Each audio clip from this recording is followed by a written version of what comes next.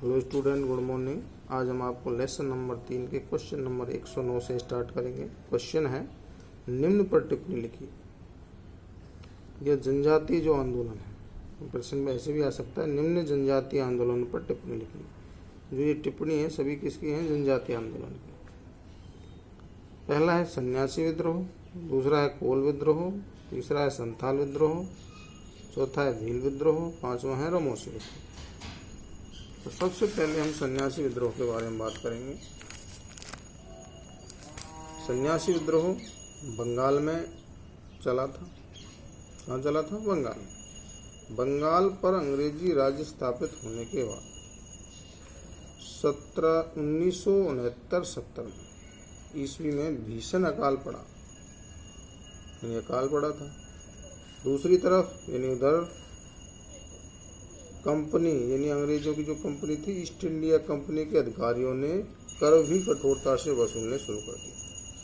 यानी टैक्स जो वसूलती थी कृषि पर अंग्रेज कंपनी, उनको भी उन्होंने कठोरता से वसूला और कोई रियायत या राहत लोगों को नहीं दी। बंगाल में सन्यासी लोग कृषि करने के साथ साथ धार्मिक यात्राएं भी नियमित करते थे। कृषि तो करते ही थे, कृषि के साथ साथ क्या करते थे? धार्मिक यात्राएं भी करते थे। तीर्थ स्थानों पर आने जाने पर प्रतिबंध लगाने से सन्यासी लोग नाराज हो गए। तीर्थ स्थानों पर अंग्रेजों ने क्या लगा दिया? प्रतिबंध लगा दिया। इन सन्यासियों की अन्याय के विरुद्ध लड़ने की परंपरा भी रही थी। अन्याय के विरुद्ध हमेशा ये लड़ते रहते थे। तो इन्होंने ये ठाना कि अंग्रेजों के इस अन्याय को, जो टैक्स को वसूल रहे हैं कठोरता से, और जो इनकी यात्रा थी तीर्थ यात्रा, उस पर इन्होंने रोक लगा दी थी, तो उसके खिलाफ उन्होंने लड़ने का निश्चय किया। और उन्होंने जनता के साथ मिलकर कंपनी की कोठियों तथा कोषों पर आक्रमण कर लूट लिए। जो इनकी कोठियाँ थी, केंद्र थे जो इनके व्यापारिक, और जो इनका कोष था, वित्त था, उस पर आक्रमण कर लूट लिए। ये लोग कंपनी के सैनिकों के विरुद्ध बहुत वीरता से लड़े। कंपनी के जो सैनिक थे उनसे इन्होंने लड़ाइयाँ लड़ी। लेकिन वारेन हेस्टिंग ने एक लंबे अभियान के बाद, उस समय गवर्नर जनरल कौन थे? वारेन हेस्टिंग ने एक लंबे अभियान चलाया। इसके बाद इस विद्रोह को दबा दिया, जिसका उल्लेख बंकिम चंद्र चटर्जी के उपन्यास आनंद मठ में मिलता है। बंकिम चंद्र चटर्जी का उपन्यास क्या है? आनंद मठ, जिसमें इस आंदोलन का उल्लेख मिलता है और वारेन हेस्टिंग द्वारा इस अभियान को दबाने का भी उसमें उल्लेख मिलता है। आगे देखिए, जो सेकंड जो किसान आंदोलन या जनजातीय आंदोलन था, वो था कोल विद्रोह। अंग्रेजी प्रशासनिक जटिलताओं, कठोर भूमिकर व्यवस्था तथा स्थानीय शासक वर्गों के उपेक्षापूर्ण व्यवहार ने जिस शोषण को जन्म दिया था, उसके खिलाफ कोल जनजाति ने विद्रोह किया। कहने का मतलब है, अंग्रेजी प्रशासनिक जटिलताएं थी वो कठोर थी, और भूमिकर की जो व्यवस्था थी वो अधिक कठोर थी, जिससे यहाँ के स्थानीय लोगों को परेशानी हो रही थी। और स्थानीय वर्ग जो थे, स्थानीय शासक थे वहाँ के, तो उनसे अपेक्षापूर्ण व्यवहार किया जा रहा था अंग्रेजी कंपनी के द्वारा। तो इसलिए कोल जनजाति के लोगों ने विद्रोह करना शुरू किया। उसके खिलाफ कोल जनजाति ने विद्रोह किया। यह विद्रोह तब अधिक बढ़ गया जब 1831 ईस्वी में उनकी भूमि, उनके मुखिया थे, कोल विद्रोह के जनजाति के जो लोग थे, इनके मुखिया को ये मुंडा कहते थे, मुंडो। तो इनके मुखिया मुंडो से छीनकर बाहरी लोगों को दी थी गई। 1831 में इनकी भूमि या जमीन इनसे, जो इनका जो मालिक था, मुखिया था मुंडो, उससे छीनकर बाहरी लोगों को दे दी। इससे ये और नाराज हुए। इस विद्रोह में हिंसा व्यापक स्तर पर हुई, यानी बहुत अधिक फैल गई। यह विद्रोह रांची, सिंहभूमि, झारखंड हजारीबाग, पलामू तथा मानभूमि व पश्चिम के क्षेत्रों में फैला। एक लंबे समय तक विस्तृत अभियान के पश्चात ही यहाँ शांति स्थापित हो सकी।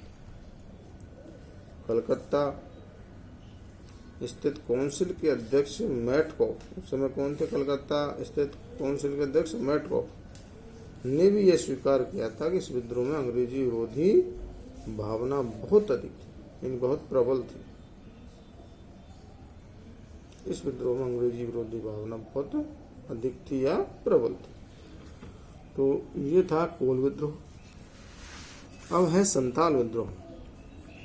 1855-56 में शुरू होने वाला संताल विद्रोह ब्रिटिश शासन के, यानी अंग्रेजी शासन के, ये सारे विद्रोह जो हुए थे अंग्रेजी शासन के खिलाफ ही हुए थे। उस समय भूमि कर व्यवस्था और उनकी नीतियों के खिलाफ विरुद्ध महत्वपूर्ण जन विद्रोह था।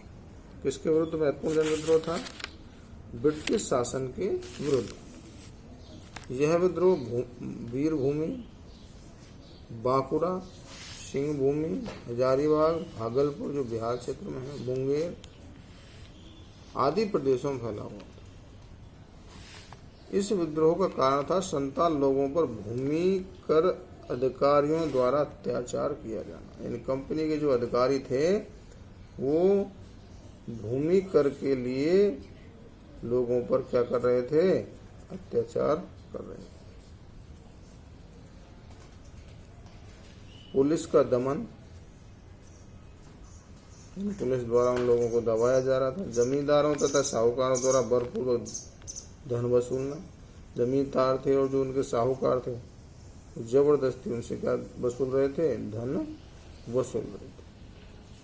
इस विद्रोह के प्रमुख नेता थे दो जो भाई थे जिन्होंने इसका नेतृत्व किया, सिंधु और कान्ह। कौन थे? सिंधु और कान्ह। कौन से विद्रोह के थे ये? विशेष ध्यान रखें, ये विद्रोह था संताल विद्रोह। कौन सा था? संताल विद्रोह में प्रश्न पूछ लिया जाता है कि प्रमुख नेता कौन थे? तो दो भाई थे, सिंधु और कान्ह। ये सिंधु और कान्ह का संबंध किस आंदोलन से है?